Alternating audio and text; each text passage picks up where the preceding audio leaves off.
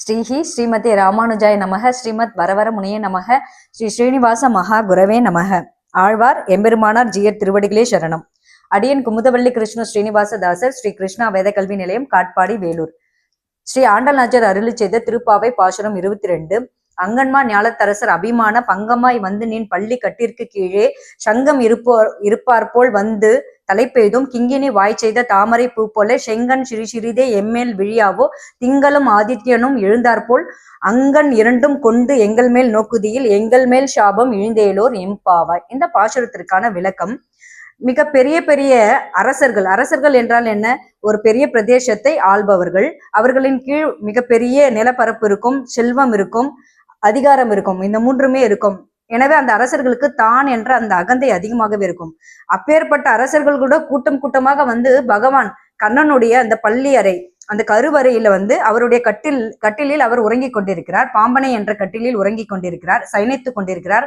அந்த கட்டிலுக்கு கீழே வந்து அவர்கள் வந்து சிரம் தாழ்த்தி அவரை வந்து வணங்குகிறார்களாம். ஏனென்றால் அவர்கள் தங்களை விட அதிகமானவர், எல்லா விதத்திலும் உயர்ந்தவர், எல்லாவற்றுக்கும் மேலானவர், தேவர்களுக்கெல்லாம் தேவன் பகவான் இருக்கும்போது நாம் அதிலிருந்து ஒரு சிறிய துகள் அளவுக்கு கூட இல்லை என்று தங்களுடைய தலைகணம் அழிந்து வந்து வணங்குகிறார்களாம் அவருடைய பள்ளி கட்டிற்கு கீழே.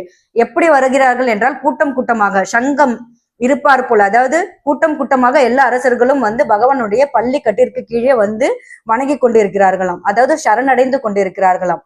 அப்போ பகவான் வந்து என்ன செய்ய வேண்டும் என்று ஆண்டாள் சொல்கிறாள் என்றால், அவர் உறங்கி கொண்டிருக்கும் அந்த கட்டிலின் மேல வந்து கிங்கினி இருக்கிறதாம். கிங்கினி என்றால் அந்த கொலுசு என்று சொல்வார்கள் அல்லவா, மணி. அந்த மணி, அந்த கொலுசுல இருக்கும் மணி வந்து சிறிய அந்த துகள் வந்து அந்த மணி சிறிய குண்டு முழுவதுமாக திறந்திருக்காது, முழுவதுமாக மூடி இருக்காது. ஒரு சின்ன ஒரு திறப்பு இருக்கும் அல்லவா, நுழைவாயில் என்று கூறுவார்களே, சின்ன ஒரு திறப்பு இருக்கும். அதன் மூலமாக அந்த ஒளி அழகாக, நாதம் வந்து மிக இனிமையாக இருக்கும்.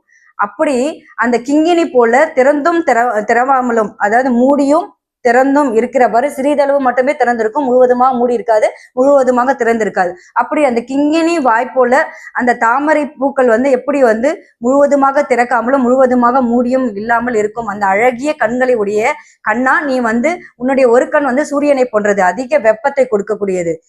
இன்னொரு கண் வந்து சந்திரன் போன்று அதிக குளிர்ச்சியை கொடுக்கக்கூடியது.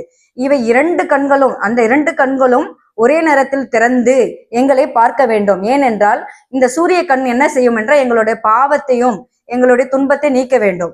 அந்த சந்திரன் போன்ற கண் என்ன செய்ய வேண்டும் என்றால் எங்களை அருள் கடாட்சித்து அருள வேண்டும் என்று கூறுகிறார் ஆண்டாள் நாச்சியார். இதுவே இந்த பாசுரத்திற்கான விளக்கமாகும்.